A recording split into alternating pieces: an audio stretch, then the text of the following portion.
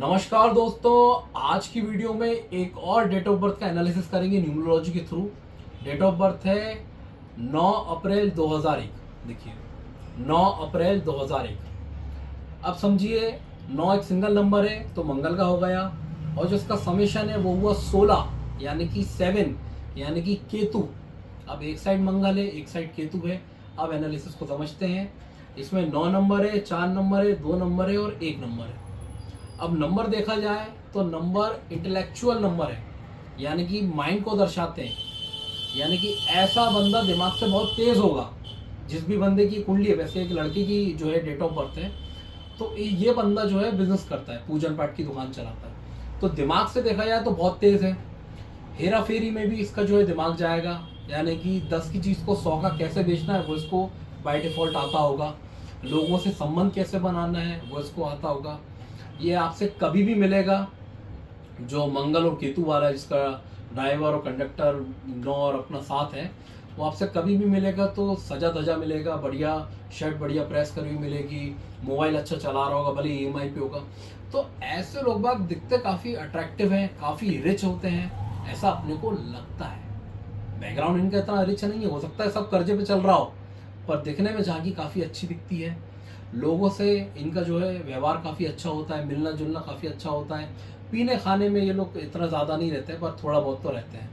ऐसे लोग अगर जुआ सट्टा खेलते हैं तो उसमें भी इनको काफ़ी अच्छा खासा पैसा बच जाता है। वैसे मैं प्रमोट नहीं करता, पर यहाँ पे राहु इन्वॉल्व है, तो राहु अब जब भी अगर मंगल के साथ आता है तो आदमी बहुत कैलकुलेटेड रिस्क लेता है। ऐसा नहीं कि अंधा पैसा लगा दिया, बहुत कैलकुलेटेड रिस्क लेता है।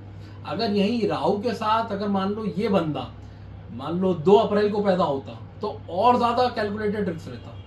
तो ऐसे लोग दिमाग के बहुत तेज़ होते हैं, काफ़ी सोच समझ के फैसले करते हैं। साथ ही साथ पैसे की रोलिंग कैसे घुमानी है ये भी इन्हें काफ़ी अच्छा आता है। अब आते हैं नेगेटिव के ऊपर।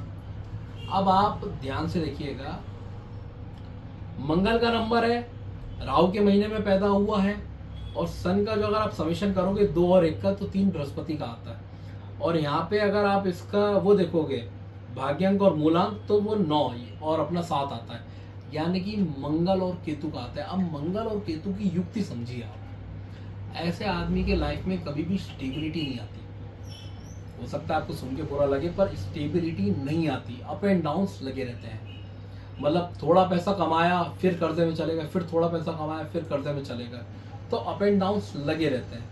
ऐसा आदमी पैसा कमाता तो है लेकिन उसका पैसा बच के नहीं रहेगा। हो सकता है कहीं यहाँ किस्त में चला गया, या वहाँ पैसा डूब गया, या पैसे की कहीं रोटेशन घूम गई। तो ऐसा आदमी आप सोचो कि अगर लाख रुपए महीना कमा रहा है और 50,000 रुपये बचा के अपने घर में रख ले तो वो नहीं होगा। शादी काफ़ी अच्छी होती है, पार्टनर काफ़ी अच्छा और अंडरस्टैंडिंग मिलता है ऐसे लोगों को। ये डिजर्व नहीं करते, मैं आपको ये भी बता दूँ, इनकी औकात नहीं है कि इनको अच्छा पार्टनर मिले, पर फिर भी बाय डिफॉल्ट नंबर अच्छा है तो मेजॉरिटी केसेस में इसका जो भी वाइफ होगी या लड़की कुंडली तो जो भी हस्बैंड होगा काफ़ी अच्छा होगा, काफ़ी सपोर्टिव नेचर का होगा। तो ओवरऑल अगर मैं आपको समराइज करके बताऊं तो ये जो डेट ऑफ बर्थ है ये प्रैक्टिकल नहीं है, ये आपको काफ़ी ज़्यादा थ्रिल प्रोवाइड करेगी पूरी लाइफ की जर्नी में, लेकिन स्टेबिलिटी प्रोवाइड नहीं करेगी। अब अगर आप मुझसे पूछो कि इस बंदे को क्या रिकमेंड करना चाहिए तो मेरे हिसाब से रेड गार्नेट का ब्रेसलेट इसको पहनना चाहिए, बहुत बढ़िया रहेगा। और एक सेशन इसको ये रहेगा कि ये चोरी चकारी जितनी कम से कम करे, मक्कारी जितनी कम से कम करे, और जो ये एक्चुअल में है मतलब जितना पैसा इसके पास है उतने में ही संतुष्ट रहे, तो इसकी लाइफ काफ़ी अच्छी और काफ़ी स्टेबल रहेगी। लेकिन ऐसा होगा नहीं। ऐसा इसलिए नहीं होगा क्यों? क्योंकि आप देखिए ये कोई बड़ा बुजुर्ग तो है नहीं, 2001 का बॉर्न है ना। तो क्या होता है, गर्म खून है तो भी ये रिस्क भी बहुत लेगा, म्यूचुअल फंड में भी पैसा डालेगा, स्टॉक में भी पैसा डालेगा, डबल ट्रिपल करने की स्कीमों में भी पैसा डालेगा। तो इसको अकल आज नहीं आएगी, 5-10 साल बाद आएगी जब ये कर्जे में आ चुका होगा। पर मैं नहीं चाहता ऐसा हो। तो ये जो मैंने अभी आपको बताया ये मैंने एक बहुत शॉर्ट में बताया, बाकी इस बंदे को तो मैं बाकायदा पूरा जो है पेपर में एनालिसिस करके भेजूँगा। तो मेरे हिसाब से इस बंदे की कुंडली अगर आप देखो पारिवारिक हिसाब से, फैमिली हिसाब से तो काफ़ी अच्छी है। बच्चे होने में कोई दिक्कत नहीं आएगी, कोई कॉम्प्लिकेशन नहीं रहेगा, शादी होने में कोई दिक्कत नहीं आएगी, पार्टनर से बहुत अच्छी बनेगी इसकी। व्यवहारिक आदमी है, माता पिता के प्रति काफ़ी अच्छा रहेगा इसका व्यवहार, पारिवारिक आदमी रहेगा, भाई बहनों में, कजिन्स में, रिलेटिव में काफ़ी अच्छी छवि रहेगी, लेकिन ग्राउंड रियलिटी में ये आदमी अंदर ही अंदर अपने आप से झूठ बोलता जाएगा और एक इसके अंदर नफरत और जहर पनपती रहेगी। क्यों?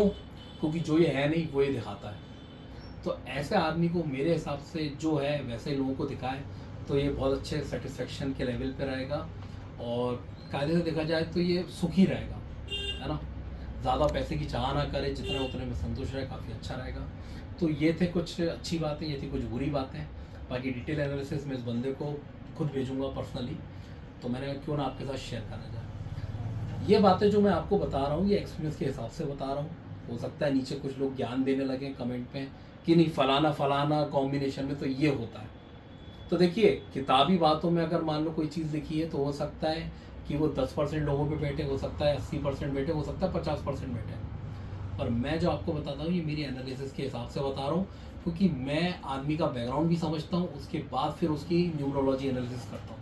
क्योंकि बैकग्राउंड से पता चलता है कि वो किस जगह से किस जर्नी को कवर अप करता हुआ आया, और नंबर से समझ में आता है क्या वो फितरत उसकी जर्नी से मैच हो रही है या नहीं हो रही है ना। तो उम्मीद करता हूँ वीडियो आप लोगों को पसंद आई होगी। Thank you.